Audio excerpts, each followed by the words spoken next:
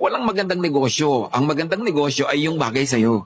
Yung gusto mong gawin, pag absent ang mga tauhan mo, kaya mong paandarin, magandang negosyo yon. Pero magtatayo ka ng talyer, hindi ka marunong mag-welding, pag absent yung welder mo, sarado ang talyer, edi hindi magandang negosyo yan. Yung iba kasi, pasabi, uy, kumikita yon, gayahin natin, magandang negosyo. Pero, kaya mo ba yung ginagawa ng may-ari nun para paandarin mo yan? So sabi ni Solomon, alam nyo, ang dami kong ginawa, pero itong masasabi ko, lahat ng ginawa ko, yung enjoy ako. Because when your work is enjoyable, you are not working, you are playing. That's why you should find work that you enjoy so that all your life you don't work, but you play.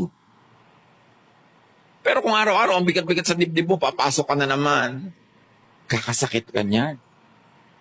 Alam niyo yung mga inis, mga pagtitimpi, yung mga himutok na sinasarili, nagiging sakit. Kaya dapat hahanapin mo kung saan ka masaya.